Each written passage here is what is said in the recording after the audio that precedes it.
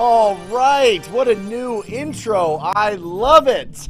And to all of my old friends, and to all of my young friends, and to all of my new friends, I want to welcome you to Real Estate Investing Live with Brent Daniels, Mr. TTP. We have got an action-packed show today talking about one of the most difficult parts of being an entrepreneur, and especially of being a real estate entrepreneur, which is keeping a defined, specific, disciplined schedule. All right? But before we get into that, I want to hit you with this question, right?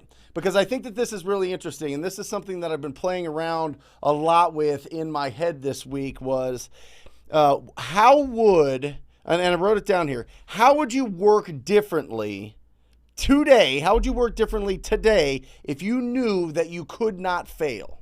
All right. And I think that this is very, very, very interesting because I'm looking at the Olympics coming up and I'm thinking to myself, could I do any one of those events? And the answer is no, like truly not. I'm not going to go. I'm not like my physical stature, the person that I am, my age. I am not going to be the United States representative for the high jump in the Olympics, right? There are physical limitations that I have, all right? I am not going to be a rocket scientist, right? There are some mental limitations that I have. But the beautiful thing about the real estate business is there are literally, you cannot fail. You cannot fail if you decide that you are going to go with a servant's heart out into your marketplace and you're going to have enough quality conversations with people that have distressed situations or distressed properties. You literally cannot fail. You will win.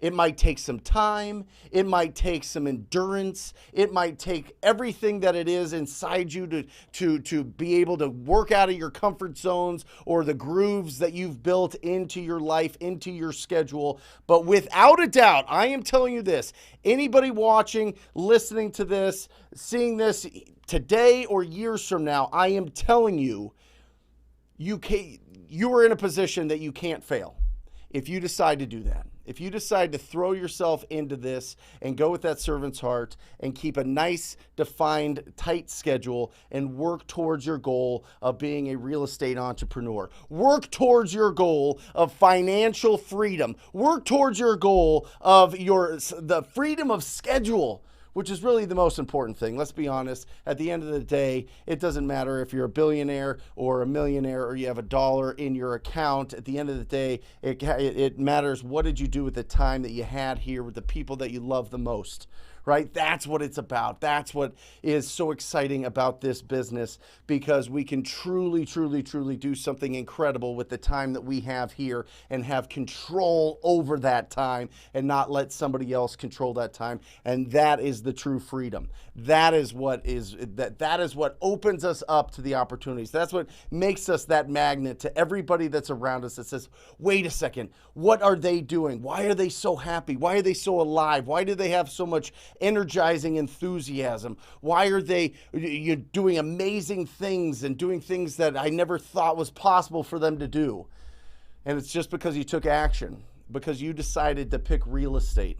And that's the beautiful thing about this. I am telling you, the freedom comes from understanding how to run a successful real estate business. It starts with finding discounted properties, and then we replace our schedule with doing this as much full-time as possible to paying off our consumer debts so that we're not working for something else. We're not just paying the money. We're not just paying interest out of the money that we have coming in, and then we start buying assets, and then those assets start paying for our expenses, and then we are off and running. Everybody can do it.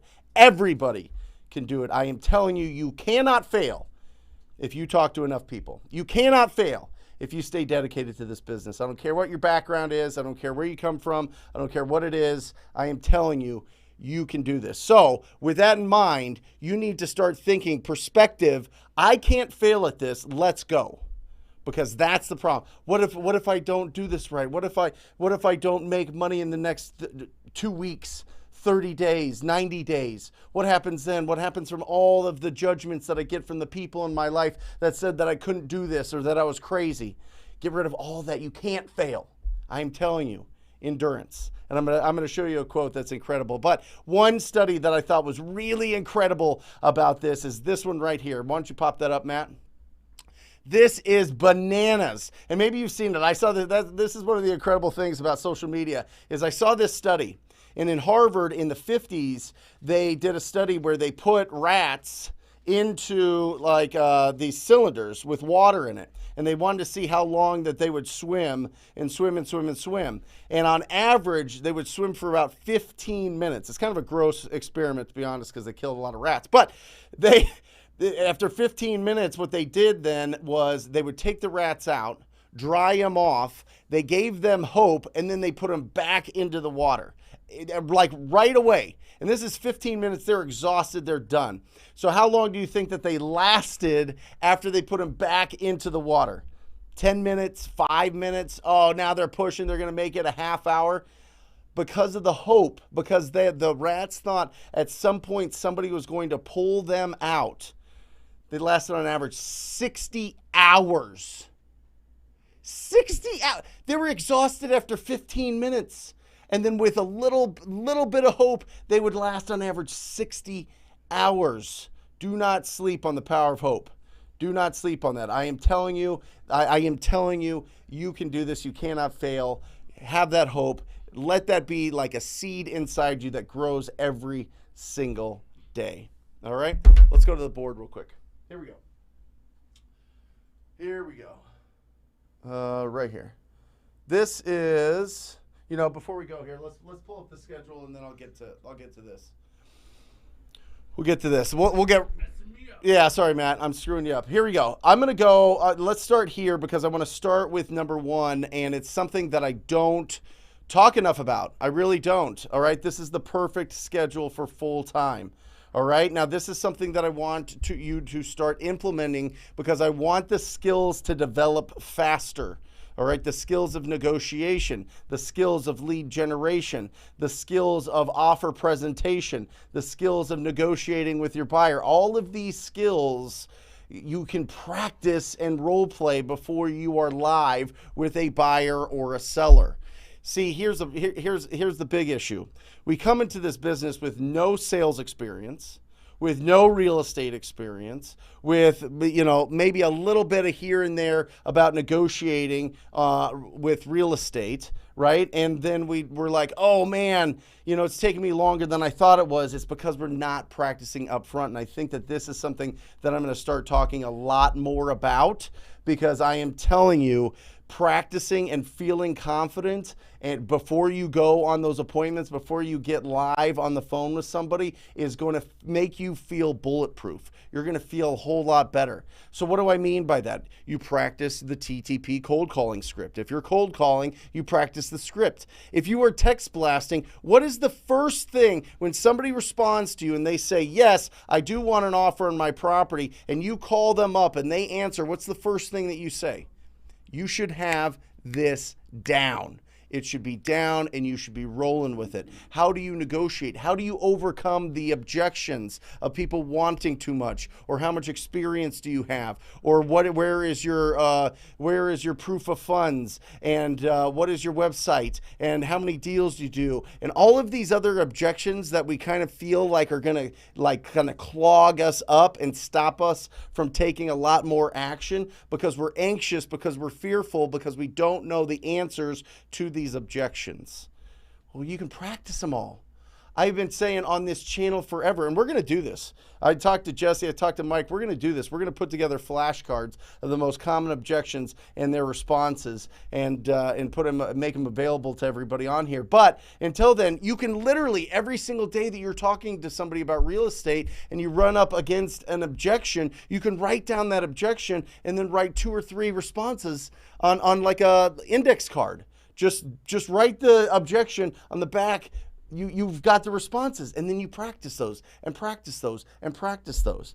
And let me show you on the board here. This is why I think that I need to talk more about practice here, because deliberate practice, this is what it gets you. It gets you accuracy and speed. What does that mean? Well, sometimes when you pause just a little bit to respond to a property owner that you've been having a good conversation with, but then they hit you with an objection, and you're like, and it's even, maybe it's just silent for a little bit. They're like, oh, wait, do they really know what's going on? Speed, accuracy, and speed, accuracy and speed.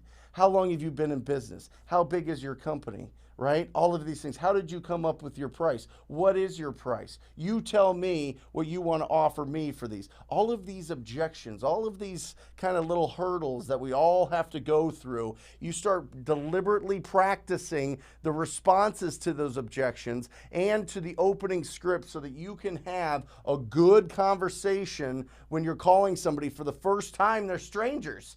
But the more that you feel comfortable with it, the better that you're going to be, because your speed and accuracy is going to be unstoppable.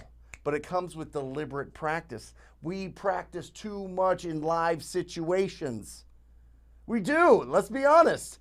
We're like, well, I'll just try out this script when I call people. I'm not going to really practice it. I'm going to just try it out. Oh, I'm going to try these objection handlers when somebody throws it out, and I'll just kind of roll with it. And then we don't. And then that little pause, all of a sudden somebody takes another offer because they had the speed and accuracy that we didn't. Especially coming into this new, you can learn this. It's like any other skill. But this isn't doing the high jump at the Olympics. This is just responding to people's questions that are unanswered at this point, right? Speed and accuracy. Deliberate practice. This is what you need for it. Right here. One, you need the motivation to do it. I don't like, you know what motivated me to always practice the script and overcoming the objections and all that was I hated stumbling. I hated feeling like I was like buffering too long. You know what I mean? Where you're just like, no, I think we can do that. Yeah, I'd have to check with my partner, right? Our classic default. I got to check with my partner on that. I'm not exactly sure. I'll check into that, right? So the motivation came from, I wanted to be smooth. I wanted to be fast. I wanted to be accurate, right? Sometimes the motivation comes from our biggest failures. The other side is, hey, listen, I just want to be unbelievable. I want to be like, I want to be on stage someday and people throwing objections at me and I'm just crushing it, or doing live calls in front of people. I would love that. That's the other side, motivation.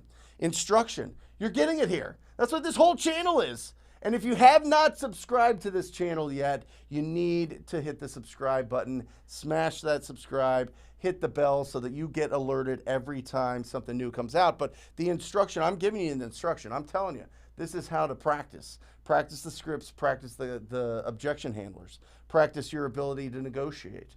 Those things, that is instruction, that's action items, right? You need reps. You can't just go in and one day just all of a sudden fly a plane, right? You got to go through hours and hours and hours of simulation. You got to go through hours and hours and hours of instruction. You got to go through hours and hours and hours of understanding every little checklist of things that you have to do, and then you could be a pilot. But we all want to be a pilot like the first 30 seconds that we start in this business. And that's fine. I love failing forward. I would rather you progress, not perfection. I'd rather you be taking action, but you can round it out by 30 minutes a day of taking serious practice time and feedback. Who's giving you feedback? That was good. The feedback comes from the people that are around us, the people we're squatting up with, the people that we are connecting with that have a true passion for this business. Feedback comes back from a coach, a mentor, whatever it is, the feedback coming from somebody that's saying, wow, that's incredible. Nah, maybe clean that up a little bit. That could be a little bit smoother, right? Feedback, reps, instruction, motivation. All of you guys that have teams out there watching this, I'm telling you, right here, you want to go from doing $1 million to $1.5 million to $2 to $3, whatever. Have your team practice, practice, practice, practice. Because once they get good at it, they're unconscious. You're unconscious. Your subconscious just takes over, right? Love it. And this, I'm going to just set this up because we're here and I like a little mental here. I love this. All bad fortune is conquered by endurance. Endurance. How long can you go? How long can you how long can you fight? How long can you keep this dream alive? How long can you keep going after your goals? Endurance. I'm telling you, another word for that is probably patience, but I like endurance. It feels a lot more powerful. All right? Matt, you'll close that out for me? All right, let's get back to the schedule. Number 2, obviously, listen, we have to hunt for opportunities. It's lead generation. 9 to noon. This is the beautiful thing. If you decide that you want to be proactive in your lead generation efforts, right? You don't want to get it from marketing, them calling you or going to your website and giving you those leads and you following up, right? If you want to not wait around for just referrals to come in whenever they come in, if you want to be proactive and go out there and hustle up these opportunities, 9 to noon every single day. If you're going full time, and I'll get to the part-time schedule. I wanted to get that practice and role play part the biggest, and then we'll run through this because we've done this. We've done this on this channel. I just want to keep pounding it because the number one question I get when people are starting out is, what is my schedule? What is the schedule? How do I stay disciplined to the schedule? How do I do this? Because we're entrepreneurs. We're self-employed, right? Like, there's nobody telling us to show up here. Nobody's going to go, if you're full-time, and call you at 8:57 and say, hey, listen, 3 minutes until you're on the phones making calls, right? It's on you.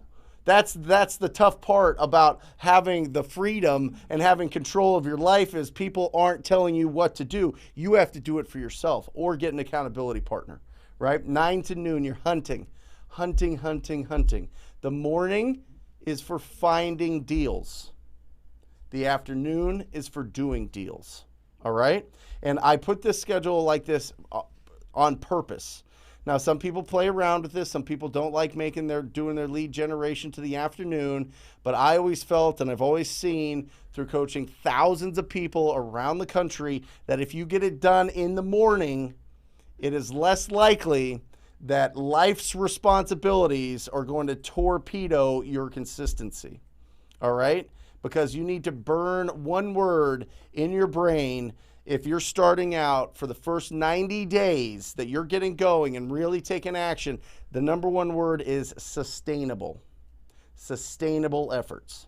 Sustainable efforts. I am telling you, you stay focused for 90 days in this business, your life will be changed forever. 90 days. 90 days. Are you kidding me? Did you hear how high I went there, Jesse? Woo. 90 days, but 9 to noon, lead generation. Noon to 12:15, we're having a quick lunch. Stop having hour-long lunches. Stop like whatever. You're not working a day job. This isn't a W-2. This isn't your like, oh, I got to take a breather and like have an hour to just, sit on TikTok or whatever, or play Candy Crush. You know what I mean? So noon to 12:15 is lunch. 12:15 to 1 o'clock, lead follow-up.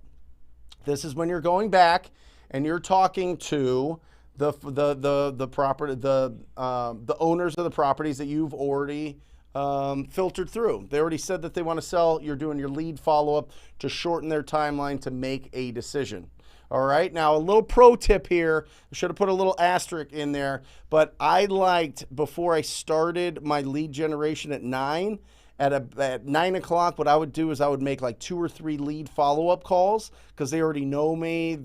We've had a good conversation before. It build up my confidence and kind of get my juices flowing. All the chemicals in my brain kind of like are more streamlined, just going smoother. You can do that to kind of warm up your brain, warm up your voice, warm up your skills, and then get into lead generation. But the lead follow-up, 12:15 to 1, is critical. Now listen, if you're just starting out, you don't have to have an elaborate CRM to do this, all right? This is what I used for the first $1 million of my business. See this, how ridiculous this is? These are just accordion folders that I would put 1 through 31 in here. So today's what, the 8th? I would pull out the 8th, I'd pull out all my lead follow-ups, and that's my job from 12:15 to 1 o'clock. All right, and this is January through December, so I knew if they wanted to call back in a month to push it to a month and then put it into my my CRM here for the following month. But that's all you need. That's all you need. You don't need anything elaborate there, all right? So do your lead follow-up. Make sure you do the lead follow-up. It is absolutely critical, and it is surprising how many people would rather just hunt than gather out there. And I get it. It's more proactive and exciting, but we need to gather, especially after hunting for so hard and so long to find those opportunities. You need to make sure that you bring those in and convert those to signed contracts, all right? And then Brent, talking about lead follow-up, what's a deal that you've had that had the longest lead follow-up time? Was it 6 months? Was it 3 months? 3 years. 3 years. 3 years. Yeah, it was 3 years of lead follow-up. So I had originally talked to the owner of the property, was a gentleman right here off of like 16th Street in Osborne, and it was a driving for dollars, and it was a hoarder house, like mechanical hoarder, not like the easy he keeps pizza boxes hoarder. Like I'm talking like big heavy machinery hoarder. I don't know where he got it. He had to work at like a junkyard or something. Anyway, he brought this whole house. The whole house was filled. The whole back was filled. Everything was filled. The guy ends up passing away, right? I'm calling his phone. I'm trying to, his sister connects. She's like trying to like, you know, tie up all the loose ends and connect with her. She's like, yeah, he actually passed away. I inherit the property, already have, and we're going to be selling it. And that was 3 years of calling this and following up and just having a written lead sheet. And did you find that when you are following up for such a long period of time, whether it's 6, 12, 18 months, 3 years in that case, that you've developed such a good relationship with that, with the home owner, that by the time you're ready to actually do the deal, it's just smooth? It's a lot. You've been talking to him for so long. It's a couple different. Trust you. Yeah, it's a couple different things, right? So oftentimes I'm not the only one that's talking to them because it's been so long. But because of my personality, because I have enthusiasm, because I have that energy, I'm more memorable than the people whose tone is like this, right? So I already have like that 50-yard head start on them. I just don't have to fumble, right? So that's it. Yeah, a lot of this business comes down to your personality. A lot of the business comes down to the way that you communicate and the way that they understand that you're there to help them out, right?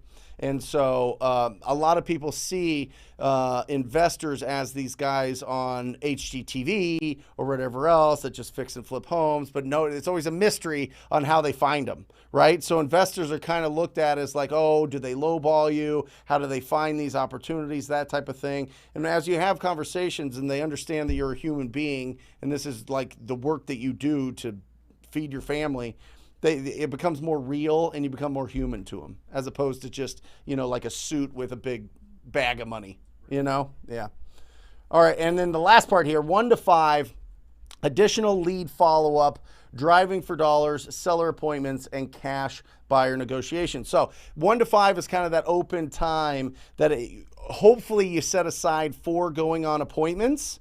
But if there's no appointments to go on, then it's either doing more lead generation, right? It's doing your driving for dollars, building up your list. It is selling your deals, right? The deals that you do have. I like setting it for the afternoon because it builds that healthy tension with your cash buyers, especially if you blasted it out in the morning, but you're not responding totally until the afternoon. They get a little bit like, oh boy, okay, I really want this deal. How do I get this deal? How do I get this deal? And that's where you want them to be if they're real legitimate buyers. All right, let's go to the part-time. And part-time is, listen, I get it. Our schedules are all over the place. People are joining this, becoming real estate entrepreneurs that were stay-at-home parents. They're in the military. They have a full-time job. They are, there's just some restrictions in the schedule, so we have to start this thing part-time. But you have to have a full-time mentality. The goal is to get to full-time as fast as possible. That means you got to put in, the more time you put in, the quicker you're going to get there. And that's why there has to be a 20-hour minimum.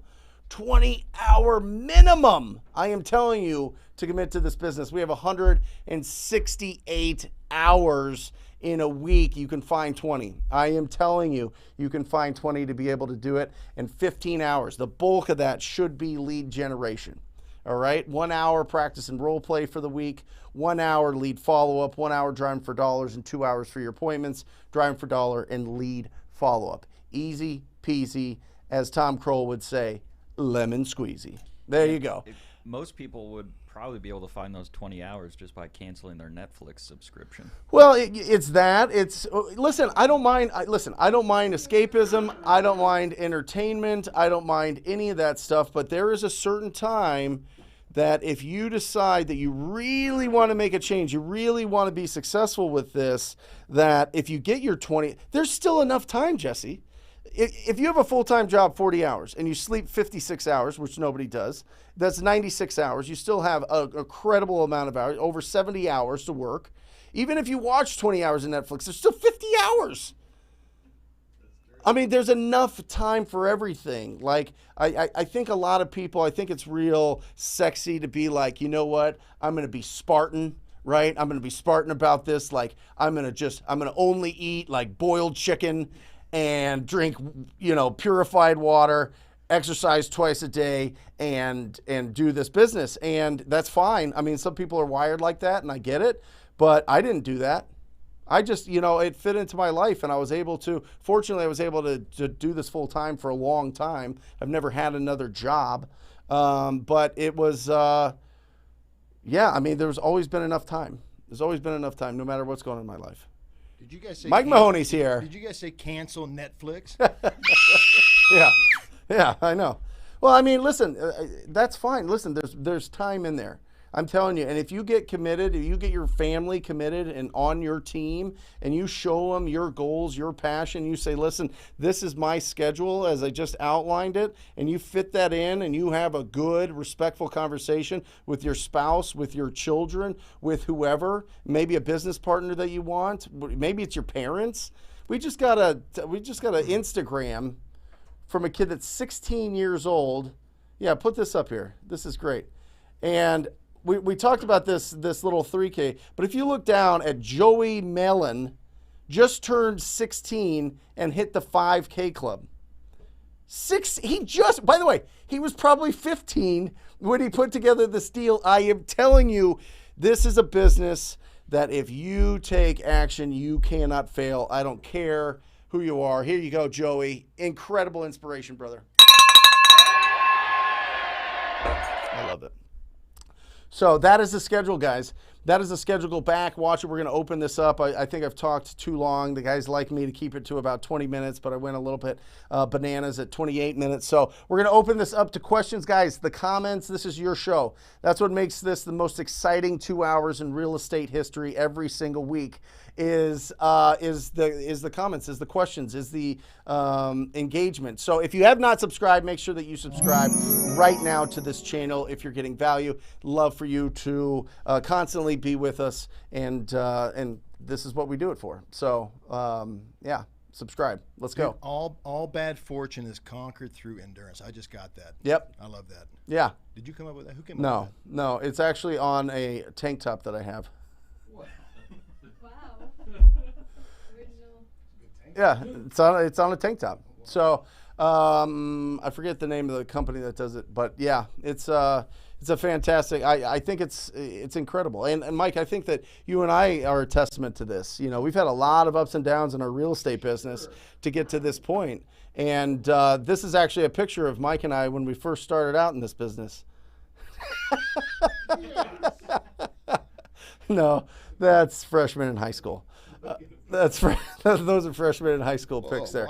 But Mike and I have been doing this business. We started reading. Mike gave me Rich Dad Poor Dad in 2003. And since then, our brain has been wired for real estate, and we've done a lot of different things in this industry. And we've had good fortune and a lot of bad fortune, and went through the crash and was very immature before the crash, which led to a lot of heartbreak and headaches during that period, and had to pull out and pull ourselves out of that hole of a huge amount of debt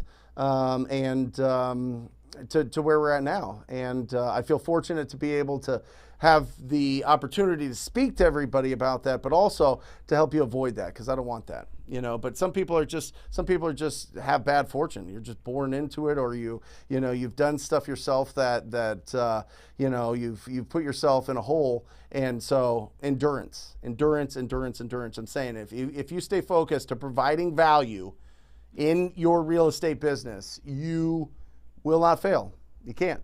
I'm telling you. It's just that's what's so incredible about this business.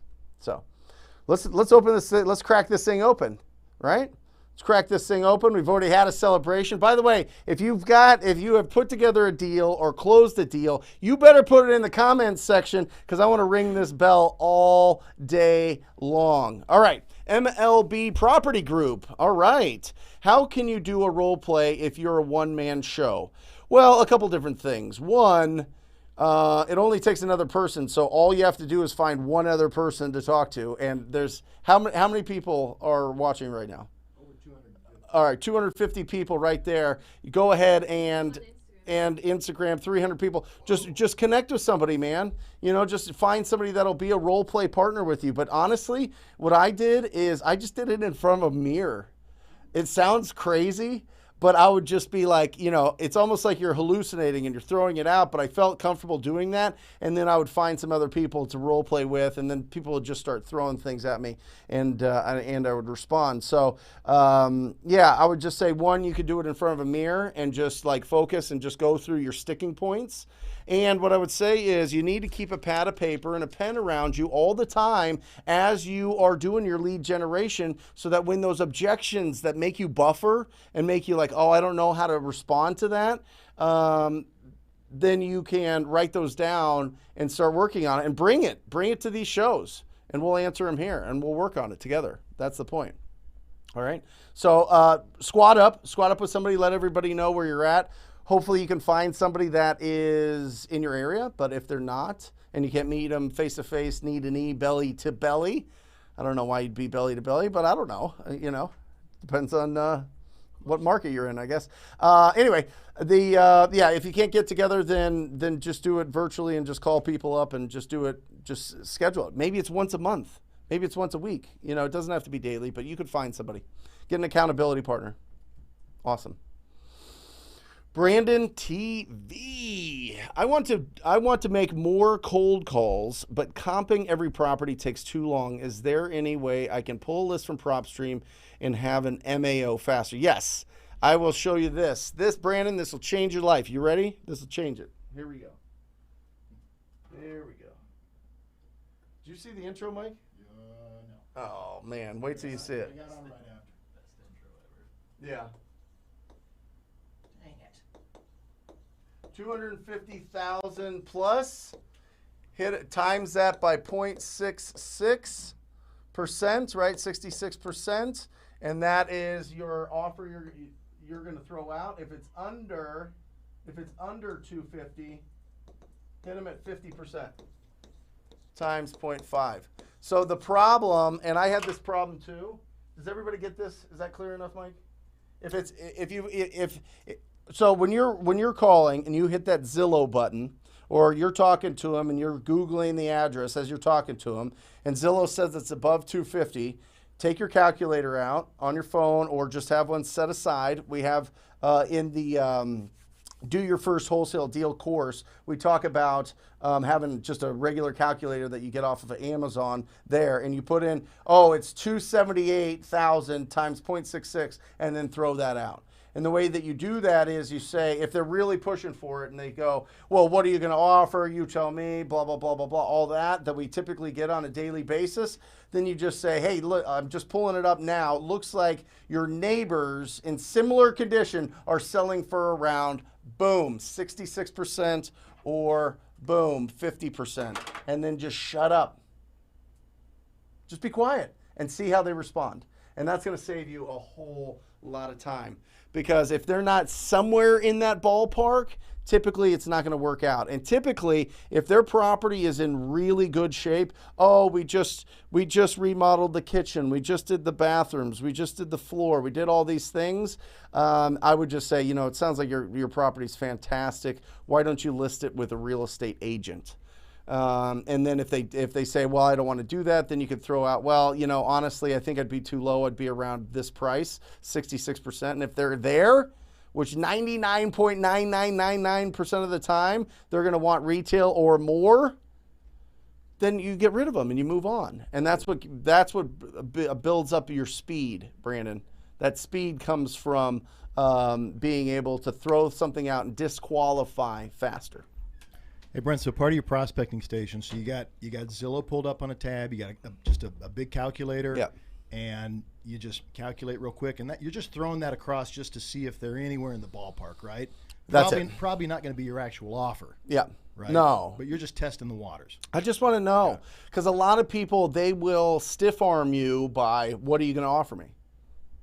What are you going to offer me? What are you going to offer me? They didn't say, oh, yeah, I do want to sell. They didn't say, yes, I'm going to be selling it in the next 2 weeks. I'm going to sell it today if I get the right offer, whatever it is. So you throw it out and you see, you get a feel for where they're at. But the way that you approach it is, I'm just doing a little bit of research right now, and this isn't perfect, but it looks like your neighbors similar size and condition to yours are going for around this. Is that kind of what you were thinking, Mr. and Mrs. Seller?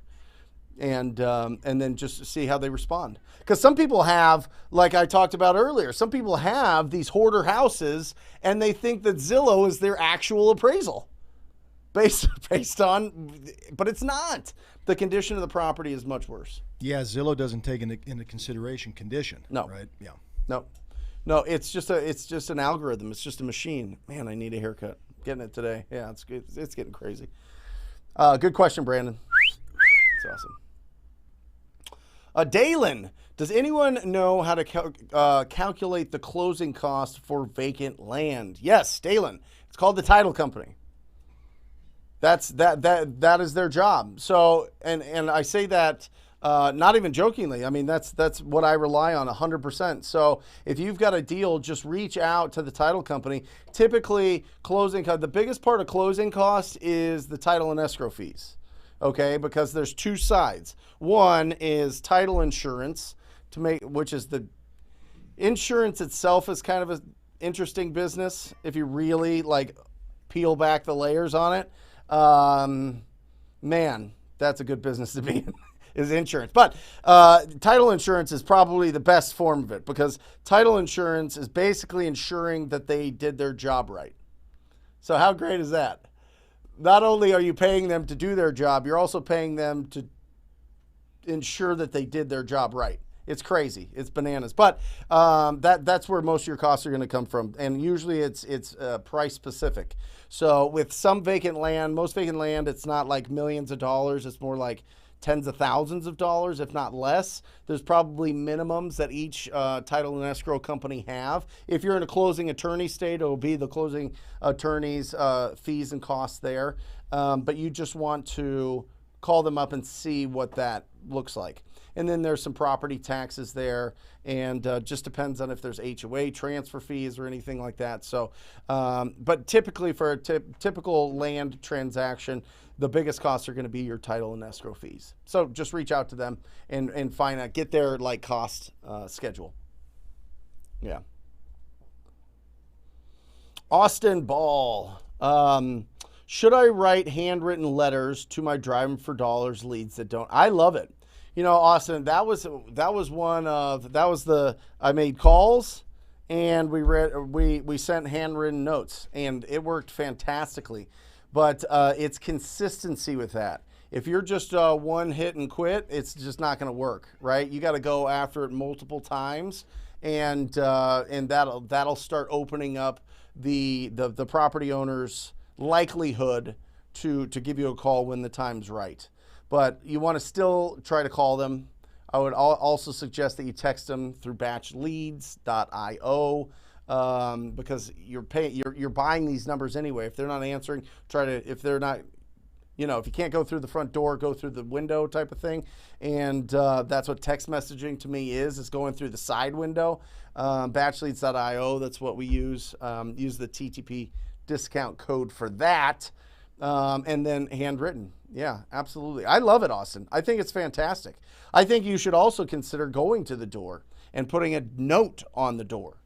Call me, Austin, phone number. What? Who's Austin? Why do I call? Why am I calling him? Why did he stop by? You know what I mean? Like, you don't have to overthink it, but I like handwritten letters. You probably, in my experience, probably want to put a business card in there. So go on to like Vistaprint or something and just get a, you know, clean business card and put it in the handwritten and send it out. Yeah, I like it. I like it, Austin.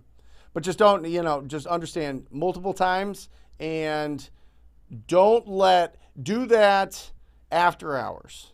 All right. That's not part of lead generation. You don't, from 9 to noon, you're not making calls because you're like, well, today it's Tuesday. I'm going to focus on my handwritten notes and I'll make the calls tomorrow. No. This is in addition to your proactive activities. Write the notes while you're watching Netflix. Yeah. Write the notes while you're watching Netflix. Have your kids write the notes, right? I was part of a boxing gym for a year, and terrible boxer. Well, yeah, whatever. I got short arms. Anyway, there was the kids that worked there. One of them was great, and I hired him, and he wrote handwritten notes like 3 hours a day to everybody, and it was great. But it was like I didn't not make calls because I was sending handwritten notes. All right. Hey, you're a good arm wrestler. Oh yeah, I'm an And incredible also, arm wrestler. on a business card, what would you put? Like, you know, I buy homes, or, you know, home buyer, or, you know, what would you put on a business card? I've seen people put real estate professional. I've seen people put real estate investor. I've seen people put local home buyer. I've seen people put we buy houses cash. You know, those type of things. Any condition, you know, that, yeah. I mean, just don't make it like you're a real estate agent, because then they think that you're trying to list it. You want to make it very specific that you want to buy their house. All right. Julius, a great name. Julius, powerful name. If someone calls you back from a cold call and you don't have their information in front of you, what is the best way to answer them without making it sound awkward? Well, first of all, when people call me back on a cold call, we never answer those, because it's for this exact reason. One, you're probably going to get, if you're calling for an hour, you're probably going to get 8 to 10 callbacks during that time. And if you stop the process of reaching out to answer those, and then you're backpedaling, and then you're trying to figure out, they're trying to, why did you call me? Unless you're leaving voicemails, Julius. If you're leaving voicemails for everyone, that's a different story. But I don't leave voicemails either. I either catch them live or we text them. So there's a couple different things going on there. I'd have to find out a little bit more. But if they're just calling you back because they had a missed call, I just don't worry about that. Catch them when you call them the next time. Because it's just, you don't know if you're going to slow down your whole process so that you can have this conversation with somebody that doesn't even know why you called them, and they're just going to tell you no anyway, or maybe they'll get to the yes there, but it's just, in my experience, the juice isn't worth the squeeze of answering those. Okay? But can you go back to that 1 second? Because I think that it's important that when people call you, it's fine. When people call you back on a property and you're not in front of them, just tell them that. Just be like, I'm sorry, it's crazy. You probably hear my kids in the background. You probably hear I'm driving or whatever else. I'm not at my office, but I'm really happy to speak with you. Can you fill me in, tell me what's going on with your property? And then they start going. And you're like, you know, they're like, well, you called me about an offer on my property. And you're like, yeah, I'm sorry, I'm not in front of my computer at my office right now. Can you tell me a little bit about it? And if they're still being like, you know, crazy about it, or just like not, oh, no, well, never mind. Apparently you're not serious. They're not serious. You'll never get that deal. I'm telling you right now, they are not going to sell their property at a discount. All right? They're not going to, if they're getting all bitchy because you didn't have their information right in front of you at all times and they're calling you back, Yeah, especially if it's like hours later, that's bananas. That's just totally unrealistic. So you don't want to you don't want to waste your energy trying to follow up with those people to see if they would consider an offer. Just get rid of it. Okay.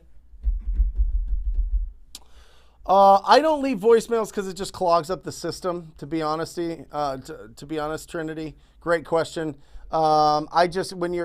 It depends. So I played around with it in our market to just leave messages for driving for dollars, but unfortunately, our industry over the last few years, leaving bulk voicemails has like kept people from like even looking at their voicemails or responding to voicemails. So I didn't think the return that I got on it was like started dwindling since 2018.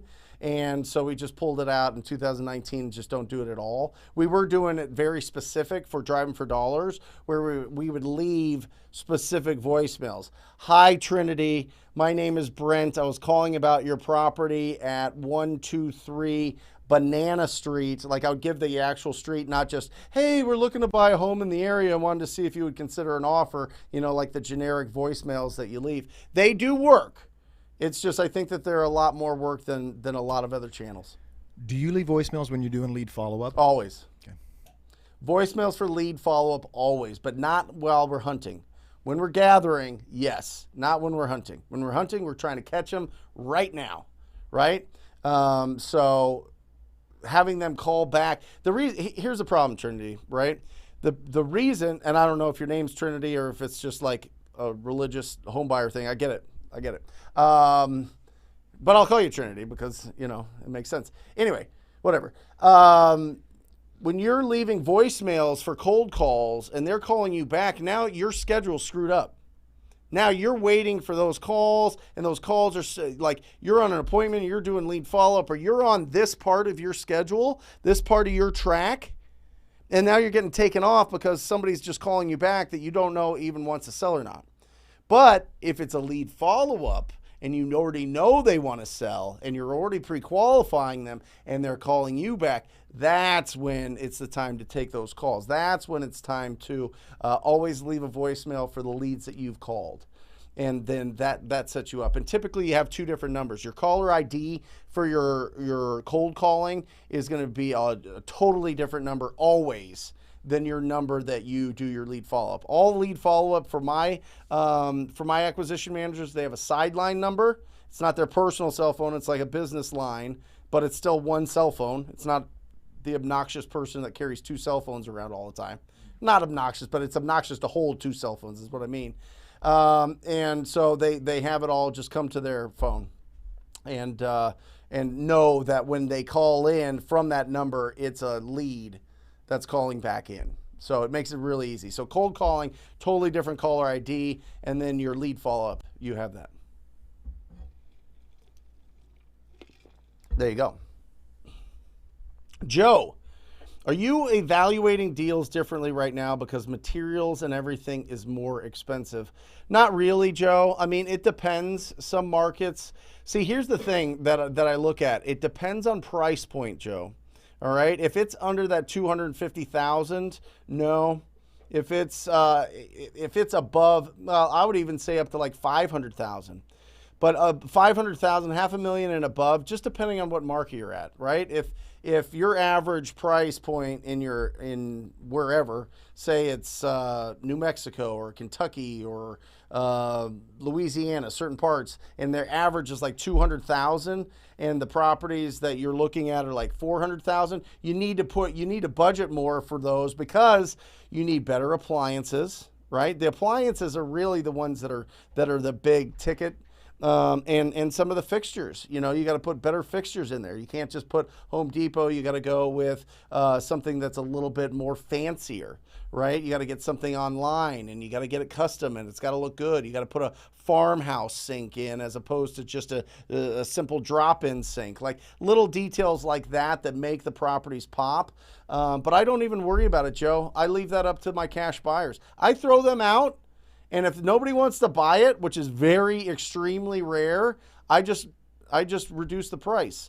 And when you reduce the price, if you send out a property and you can't sell it the first time, you don't say new discounted price or lower price. You say renegotiated price, right? Renegotiated price is a lot better than discount. You don't want people feeling like everybody saw this and nobody wanted it because it's not a good deal.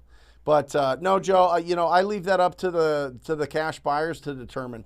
If you're running into it and your cash buyers are telling you, you know what, I need these at deeper discounts because of the cost and this and that, and it's coming from everybody, then maybe you can adjust. But I think a lot of investors are seeing this as an opportunity to sweeten the deal for themselves. And they go, oh, the cost is so expensive now. Labor's up, plywood is up, 2x4s are up. I need to get this thing at 70% minus repairs minus an extra 10% or whatever. Don't listen to those guys. There's better buyers out there for you. There's better buyers. If they're complaining about all that, that's because you don't have enough cash buyers. So build up that cash buyer database, baby. Do we have any more celebrations? I'm sure some are coming up. That's awesome. I feel like people overthink estimating repairs. Well, it's a scary thing, and I get it. You don't want to screw it up and be like, well, and sometimes it happens. Sometimes we go, $35,000 for this 800 square foot house, but it's completely destroyed, right? And it's really $50,000, and you have to adjust. But those are things that you learn on the fly. Those are things that you don't have to get perfect. Let your cash buyers educate you. But I'm just telling you, in these. In most markets right now, the inventory is lacking, which means that the demand is outpacing the supply. And when that happens, people are going to pay more for anything. That's just economics. So especially properties. How much time should you spend estimating repairs, like max? Yeah, a minute, 2 minutes. Like if you need any help, we have a great video on here on estimating. It's called the Perfect Offer presentation. I think it's in there. Also, TTP Insider. If you have not joined TTP Insider, go in there, guys. I'm telling you, it's absolutely free. We've got an incredible toolkit for you to be able to implement right away, and that gives you that'll show you a good breakdown on how to estimate repair costs. All right, and that's in that Perfect Offer pack. Uh-oh, Zach, come on, 18. Listen to me. These young kids, man, they're coming. These guys, these young professionals are coming. They're coming. Oh, my gosh, I love it. 15. Kid just turned 15. Oh, 16. And so he was 15 and 18. Look at this. Come on. Yes! I am telling you right now, if I had $5,500 at 18 years old, whoo, I would have felt like the richest man in Babylon. We would have retired. Oh, I would be done. I would have, oh, man. Jesse would be dead. No, come on. Anyway, that's incredible, Zach. Congratulations. Keep going, brother. Now you've crossed the bridge, right? You've crossed that from faith to fact, right? You had faith in yourself. You had that hope. You had all that. And you crossed over through your actions, built the bridge to it becoming a fact and you having that money in your account sitting there. You earned that. You should be wildly proud of yourself. I'm incredibly happy for you. That's awesome. Sydney, what if you're calling someone and you don't have any info on the property yet? What do you say? Well, truly, Sydney, that's perfect. That's actually how I prefer it, because then that makes you get on your bicycle and ask questions, right? You got to get going. You got to start asking questions about the property to understand what's going on. But remember this, Sydney, most of this business is more about the people than it is the property, right? Like the property, you can look up. I mean, pretty much Google has put so many satellites in the world in orbit that we can like zoom in on anybody's property and get a pretty good detail. They've had cars zooming around every street in the United States, like taking pictures of everything. It's crazy. I mean, it is crazy. So, I mean, from a property perspective, we can find that by a simple Google search. Truly, it's more about the people.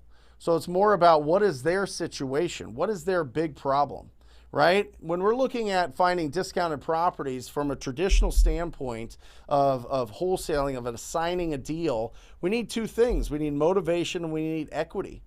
And the motivation is that huge part. What is their problem? So what you want to try to pull out of them is the 4 pillars of pre-qualifying. And that, if you're not familiar, I've said it a million times, but I'll say it forever, is the condition of the property, right? What's the condition? Their timeline to sell that property. When do they want to get paid? When do they want this problem to be solved? When do they want their money out of this piece of property? Their motivation. What is their problem, right? What is their problem? 6 to 10% of the real estate market is in distress at all times. That's who we go after. We're not going after the traditional. We're not going after these beautiful neighborhoods and these beautiful, their lawns are kept and they've got flowers growing and they've got shutters on the windows and they've got perfect window treatments and all the, and wood floors and all this. No, we're going after the 6 to 10% of the properties that over years have fallen into disrepair or just have not been renovated to current standards, or properties that are completely destroyed. That's what we go after. So you look for the motivation, and then the last one is the price. So listen, give me a name, phone number, and address, and that's all you need. That's all you need. Name, address, and phone number. Ask them if they would consider an offer on their property, and then keep asking them questions about the condition, timeline, motivation, price, and you will win. Awesome. Lupson, there he is. Been closing deals since March this year. Come on! I've made $59,000 so far and still have another half of the year. Oh, I love it. Congratulations. 59. Yeah. So you've made a household income in 6 months. That's it, right? I mean, it's incredible. It's absolutely incredible. I mean, wow. I mean, it's really interesting, going to this show is on Thursday because I went to the Suns game on Tuesday. The Suns are in the finals. It was just an incredible experience. I mean, if you would have told me 10 years that I would be 10 rows up, court, like center court at the Suns finals game, that wasn't even that's not even a thing. Go ahead, show that. That's great. That wouldn't even registered. And I get it. We don't need comments that Brent has different shirts than TTP shirts. Okay, but that's my father-in-law and my dad. I mean, just absolutely incredible because of this business, and you could do incredible things. I mean, the opportunities that open up because of real estate are just absolutely incredible, and I just want to scream it from the rooftops because it absolutely has changed my life and has changed so many others. And this is just a wonderful example. 59,000 so far, and he's still got 6 months left. And this is just this year. This is just 2021. 2022, I expect that to be 259,000 this year. You better be. All right? Love it. Congratulations. That's fantastic. Anybody have something they want to comp? Let me know. Yeah, we've got some. Okay. Yeah, Jesse's doing this. So listen, guys, I've got the super duper comping machine next to me here. And yeah, it's incredible. It's called a laptop and ttpdata.com. Anyway, if you're getting stuck on something, I'd love to break down a deal and show you how I would evaluate that, the numbers that I'd put to it, and what I'd sell it for. Okay? If you need some help with that. If you're not, rock and roll. Brent, Ben, there he is. TTP family right here. I have this house under contract, and I think I can make more if I fix it up and sell it myself, but I've never done a flip before. Should I sign it or flip it? This is when self-awareness comes into play, right, Ben? I know you, Ben. You are an extremely smart, motivated, dedicated, I think that you could do a fantastic job with the flip. The question is, do you want to have this in your head for the next 3 to 6 months, right? Is this going to be the distraction that stops you from hunting from other deals? All right? That's the question. If not, if this fits nicely, if you're doing your schedule and this fits nicely into that 1 to 5 p.m. afternoon activities, then fine. Go for it, brother. If you've got a good contractor, if you've got good connections, but just remember, with contractors, there's 3 parts to it, right? There's speed, there's quality, and then there's price. Speed, quality. This is for everybody. I'm telling you. Speed, quality, price. You get to pick two. You don't get all three. I'm telling you. Speed, quality, price. Speed, quality, price. What do you want? Do you want speed and quality? It's going to cost you more. Do you want quality and price? Okay. Well, it's gonna take a while, right? So there you go. So think about that. If you've got a good connections with that, if you feel that would be not a huge distraction, it would actually add to your experience in this business. I love it. And I think that if you can make at least double what you would assigning, that's kind of my parameters. It's got to be double what I would make on an assignment, or I won't even touch it. Sometimes it's 3 times, depending on where in Arizona it is. And in this business, a lot of people, they want it done fast and for cheap, and so they sacrifice quality in their contractors, quality in the end product. You know. Yeah, it's exactly right. So, Ben, my reflex always is to assign. Then flip. If it's a flip, I usually keep it under $25,000 in repairs. I know that you are in New York, and if it's an older property, it could just cost a lot more. So just look at how much it would cost to do it. But if you want to flip, some people love flipping. People love design. People love to build. People love to drive by a property to the end of their days and say, I renovated that. That was my deal. You should have seen it before it entered into my life. And that's rewarding for a lot of people. So it just have that self-awareness. But I don't get that. I'm like, keep going. Let's just hit our financial goals for the year and keep rolling and buy properties to hold long term. So Brent, I mean, you've done a lot of flips, right? But in your business, your wholesaling business, I mean, the upside's got to be a lot more for you to bother with it, right? Yeah. Well, not only that, Mike, but it's got to be under 25K in rehab. Yeah. So they got to be pretty clean. Yeah. And I've got 2 of them going right now that are going to be absolutely bananas. Biggest deals, biggest flip deal, biggest deal, one deal. Yeah. It's going to be like 132. I talked about it on the show a couple weeks ago. Yeah. Anyway. Rock and roll. Oh, Dylan, here we go. My man. Oh, man. I'll tell you what. You hit me with a hard one here, Jesse. Arkansas. Woo, okay. All right. We're going to get in here, guys. I am going to be pulling this up through PropStream. You can access PropStream through ttpdata.com. ttpdata.com. It's $97 a month. If you are a serious real estate entrepreneur, everybody has it. Everybody has PropStream. I mean, it's the one tool. It's like the MLS for investors. And if you try being a real estate agent without an MLS, that's the same as being an investor without PropStream. All right? They should put that on their ad or something. All right. 4023 West 13th. What are these prices? This is crazy. Little Rock, Arkansas. Okay. All right, great. So let's look at the details here. I have it for $9K, and it is red tagged by the city, but I'm having a hard time selling. Okay.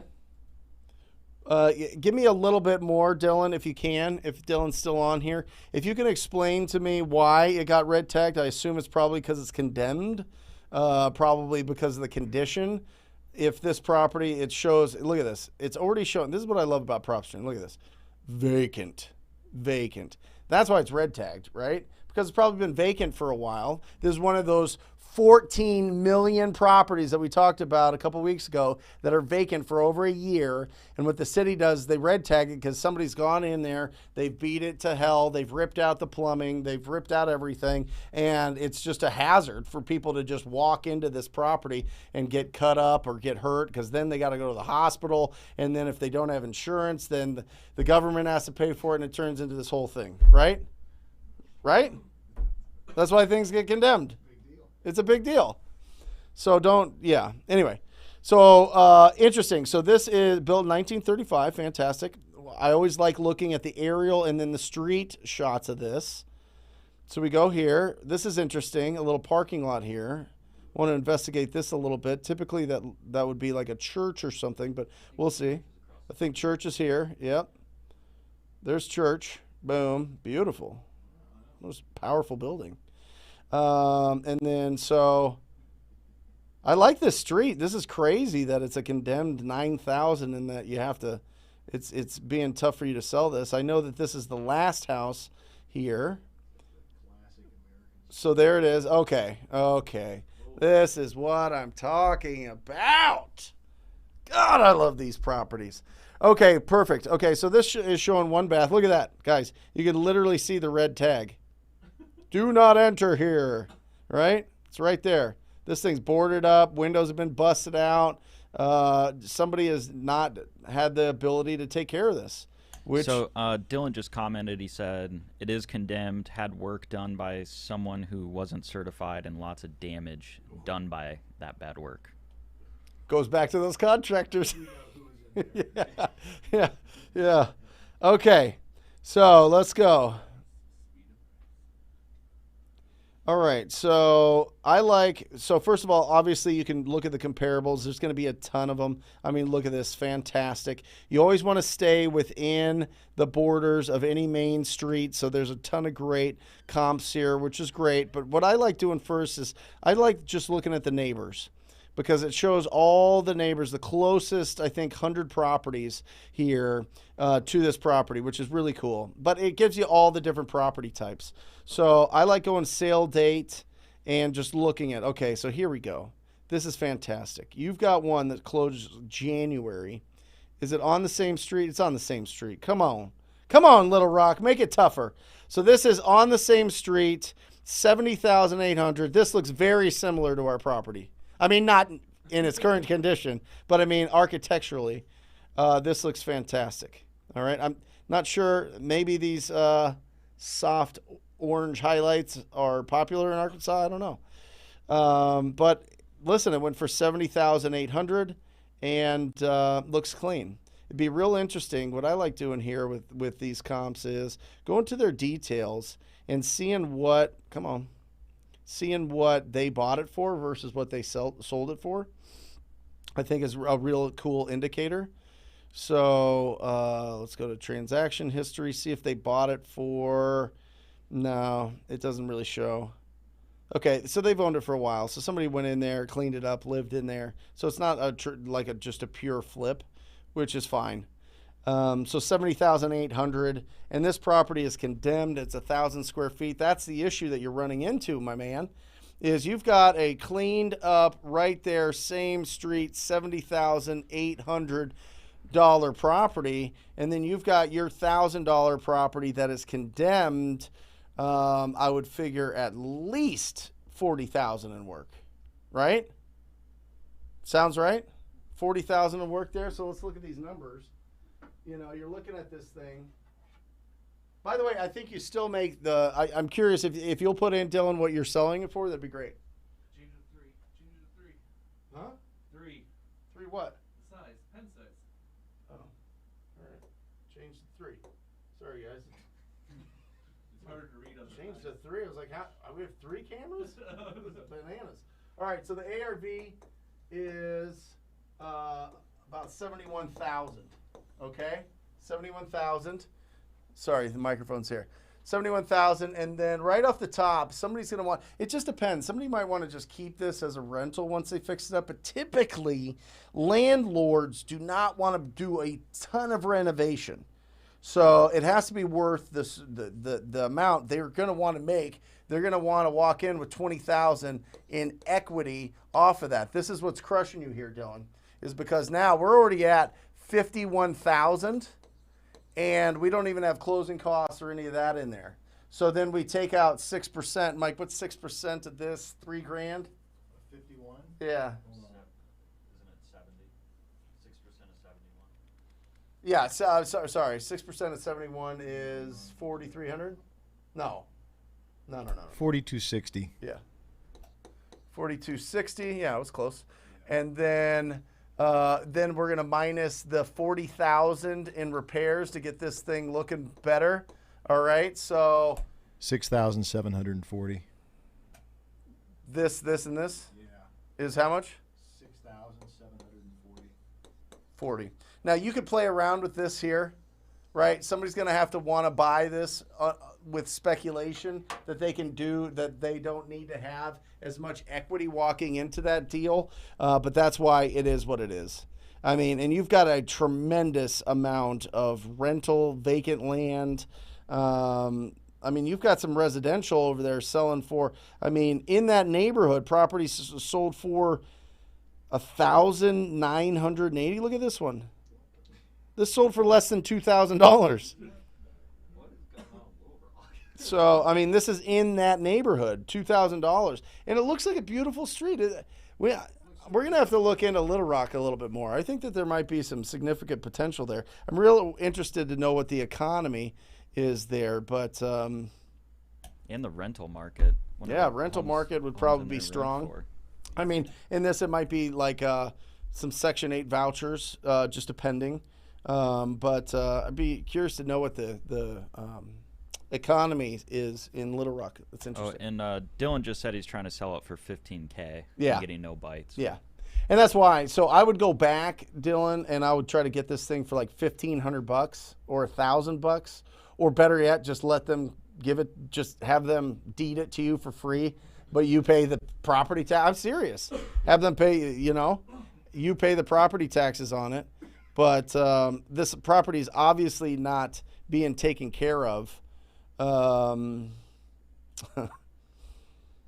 Yeah. I mean, it's a nice, it looked like a nice street. I don't know. That's bananas. I've got a lot of things going on. Yes, that's a real flame torch. Eddie, are you kidding me? This is come on. This is the Boring Company. This is Elon Musk's. They made what, 20,000 of these things? This is a collector's item, baby. But yeah, not only is it a collector's item, it's a collector's item that melts faces.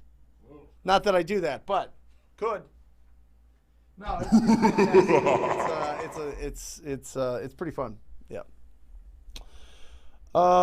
It's Brad. That is the issue, right? Non-disclosure states, it gets a little bit tougher. They do as good as job of anybody. I think that there's a Texas-based one that does a really good job as well, and I always forget the name of it. Propelio. That's it. Propelio. You could test both of those if you're in Texas, PropStream or Propelio. I've had students that had Propelio that are like, PropStream is better, and vice versa. So you could test that out, but it's gonna give you a lot. PropStream isn't just about pulling comps. It tells you it tells you the story of this property. Right, it shows the transactions. It shows if that owner has other investment properties. It shows you how long they've owned it. It shows their estimated amount of equity or what they owe on it. There's a lot more to it than just comps. It's going to tell you the story without them having to tell you everything about it. Now, it's always great when the seller tells you about the property, but with PropStream, you're able to pull that out and understand a lot more about that property. What is a non-disclosure state? Basically, they just don't. It's not public information what properties are sold for. Yeah, it's wild.